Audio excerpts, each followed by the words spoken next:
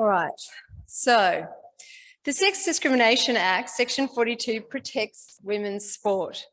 It allows us to exclude males over the age of 12 from any competitive sporting activity on the basis of their sex if strength or stamina or physique are relevant. Parliament stated that the purpose of the section is to acknowledge biological differences between men and women. Sounds perfectly reasonable.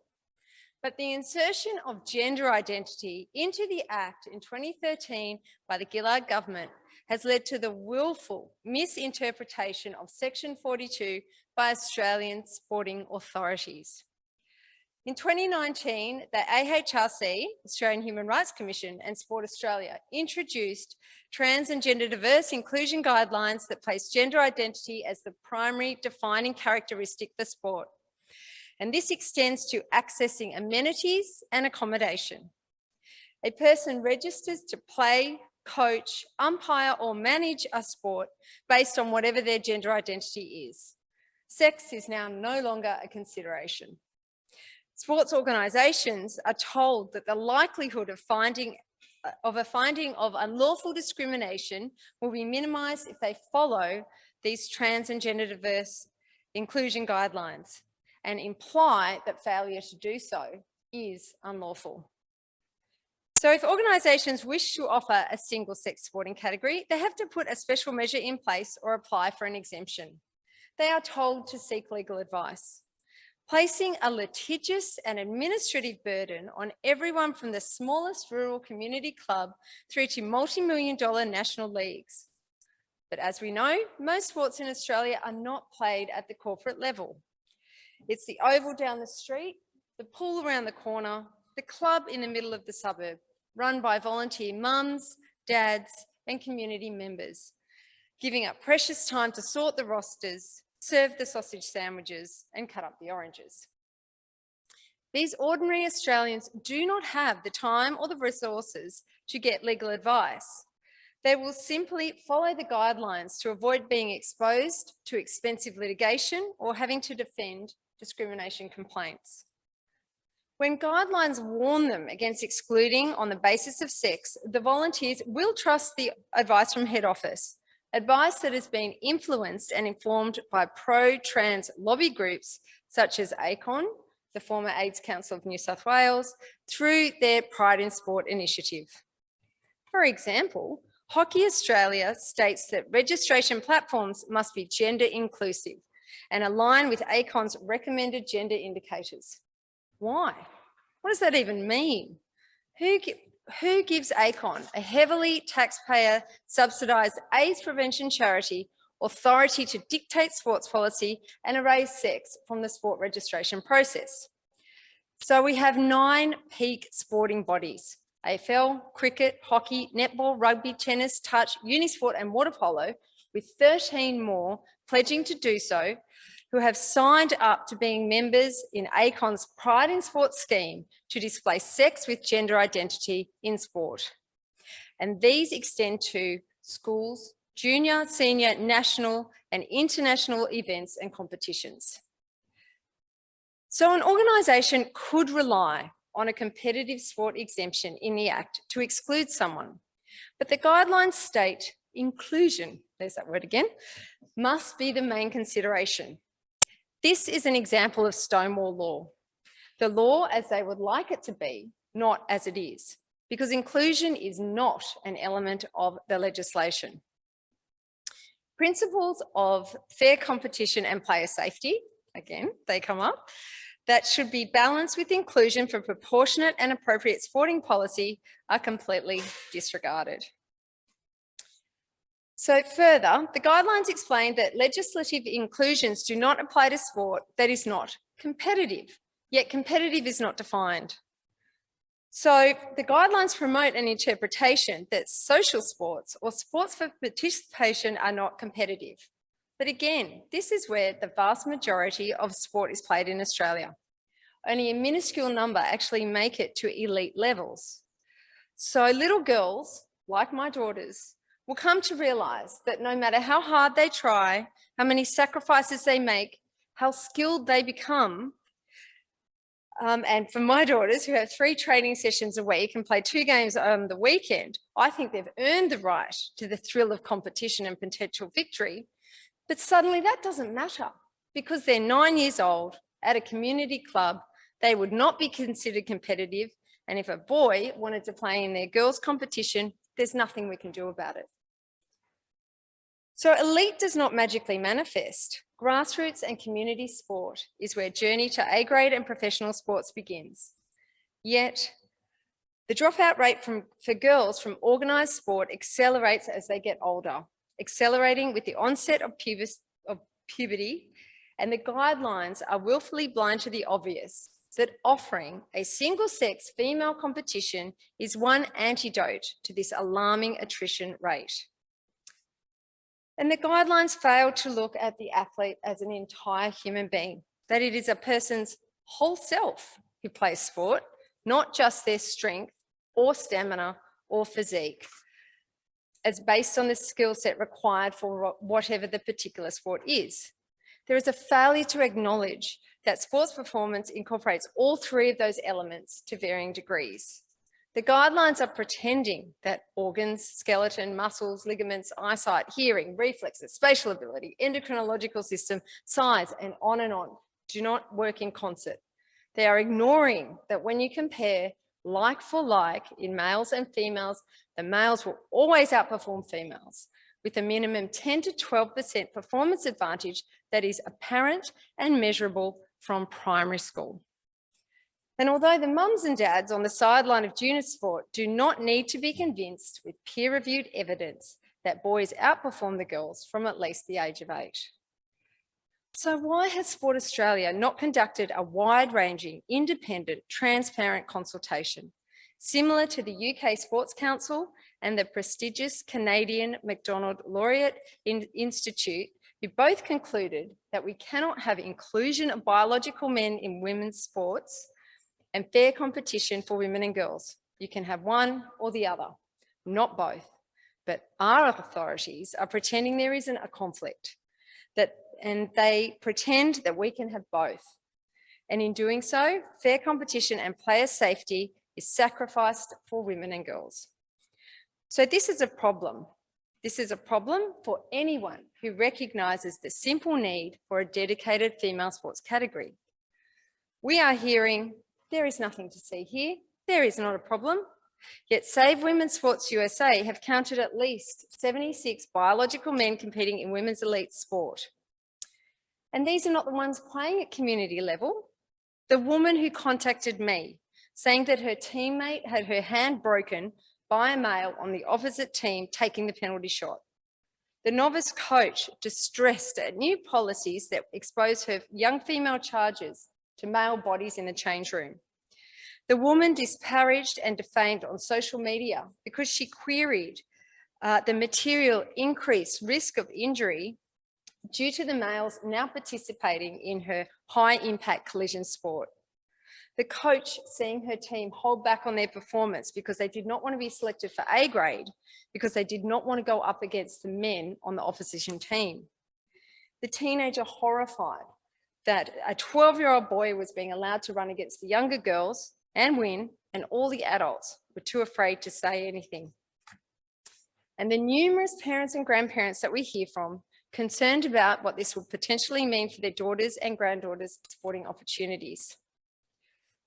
There is a club in my neighbourhood that rejected a girl from a boys' team that she had played on for years because she had turned 12 and because of her female sex. Yet the same club refused to confirm with another mother that her teenage daughter's girls' competition was for females only, because there just might be a boy who declared a female gender identity who might just want to play. So that club is prepared to exclude girls on the basis of their sex, but will not do the same for the boys. And they have relied on the same law to ensure a boy will be included on the basis of a female gender identity. Girls are losing out every time. What a mess. So we are told that women accept this status quo, that they welcome these biological men, but women are conditioned to be kind, to be inclusive, to not make a fuss, even to their own detriment.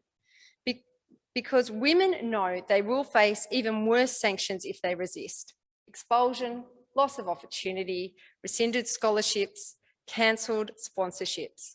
They will be excluded, which is ironic because the main criticism of the Save Women's Sports Bill introduced by Senator Claire Chandler is that it is exclusionary. It is not. It will simply rectify the conflict of rights that was created when gender identity was inserted into the Act and the legal definitions of man and woman were removed. This was a fundamental change to a definition that was never contentious. It was done without broad community consultation, yet has significant and far-reaching consequences for women. Women are being faced with the very dangerous proposition of the erasure of the category of female sex, which removes all our legal rights as women outlined in CEDAW and the SDA. Authorities providing guidance that gender identity is the paramount protected characteristic leaves us with no way to exclude biological men from space where it matters, such as prisons, shelters, healthcare provision, lesbian spaces, and sport. That such a fundamental change to our statutory human rights and legal understanding of our basic biological humanity, one would think the Gillard government would have made provision to assess the efficacy and impact of these changes, but they didn't. So it is left to unresourced grassroots groups and informal networks of volunteer women to raise awareness. Yet here we are. In less than 18 months since we started this campaign, there is a bill tabled in federal parliament to clarify and preserve our rights. And we did this with nothing more than determination, grit, and a bit of courage. And of course, the indomitable Senator Chandler.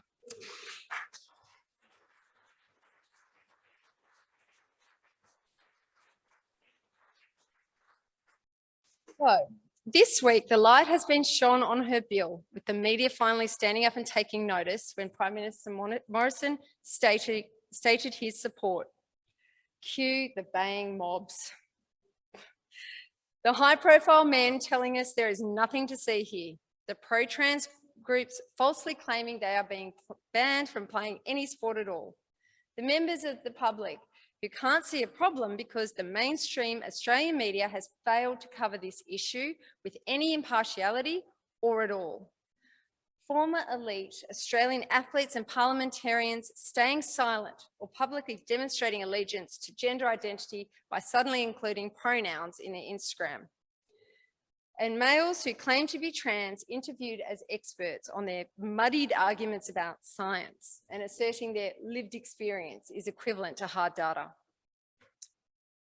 So Senator Chandler was criticised for declining to name the organisations and people who approached her. I do not accept those critics fail to understand on why she would insist on protecting their anonymity. The Senator, Nicole Flint, myself, many others, have received a variety of vile and vicious abuse for speaking up for women. Women across the political spectrum who, in the eyes of the so-called liberal media and the progressive left, are taking an allegedly unpopular stance, even though polling clearly demonstrates that the overwhelming majority of Australians support our position. We represent the silent majority. We represent the majority that refuses to compromise on protecting the rights of women and girls. So what's missing from this debate is the voices of the little girls, their parents, young women, grown women, those who have suffered damage and harm and exclusion, who are concerned about the policies, who will cause damage and harm and exclusion to female athletes when they are forced to compete against males. I'll tell you why. Looking to other jurisdictions, we have Ivy Leaguer Leah Thomas from Pennsylvania, 22-year-old male, ranked less than 450 competing in the men's swimming, but now competing in the women's and smashing pool, meet and college records. When the females raised concerns, they were referred to mental health services. Thomas uses the women's changing and showering facilities, and when the girls told college authorities they are uncomfortable with an intact heterosexual male being in a space where they are undressed, their concerns were not only ignored, they were told to stop complaining and be quiet. afraid of retaliation, risking scholarships, reputation, and future career opportunities. They can only speak anonymously. Women are being told they are crazy, that they do not have the right to have boundaries when they are vulnerable, that they are in the wrong when they feel uncomfortable. So not only are these women losing out on athletic opportunities, they are being stripped of the ability to advocate for themselves. This is the most insidious part of the recent appropriation of women's spaces, resources, and rights. That we are being told that we are in the wrong when we stand up for ourselves, when we acknowledge the reality of biological sex, wrong side of history. We're selfish, we're exclusionary, we're bigots, that there is no problem to see here. Move along, sit down, be quiet. Where have we heard this before? The campaign to allow biological men into women's sport is nothing more than a front for the destruction of our right to safety, our right to privacy, our right to dignity, our right to participate free from discrimination in public life. Sport is inherently discriminatory. We have categories to accommodate differences in age, weight, disability, and everyone understands that is for the positive purpose of player safety and fair competition. So why aren't girls entitled to that? Why should a sporting organisation that offers a single-sex category be at risk for litigation? Why shouldn't we have a bill that brings the law in line with community expectations? Because if we do not, we are faced with the prospect of subjecting female Australian athletes to our own Leah Thomas. No young girl should have to sacrifice her dreams of victory because Australian legislators failed to act when they had the chance. After a century of advocating for our rights, even one girl losing out is one girl too many. And I would like to ask, where are all the Australian elite sportswomen and retired athletes? Many of whom have enjoyed professional, yeah, absolutely. Many of whom have enjoyed recognition and professional success due to their own sporting achievements. Why are they betraying the young girls who come after them by not standing up and preserving the same opportunities they had for our future generations of sportswomen? I might as well tell my daughters now to set aside their dream of being Matildas at the 2032 Brisbane Olympics. Because what is the end game here? If things continue the way that they are, women's sport will simply be a consolation category for mediocre and aged out male athletes. When there is a society-wide live discussion around consent and boundaries for women, why in the context of sport are women not permitted to say no? Because we say no to biological men in our sport. We say no to biological men in our amenities. We say no to biological men on the track, the field, the podium. Why can't we say no? So we can stop the prospect of misguided Australian authorities enabling men and boys to push our daughters aside and trample on their sporting dreams. Here in Australia today, the Save Women's Sports Bill is a simple piece of legislation, a simple piece of legislative reform that will prevent this from happening. So save women's sport.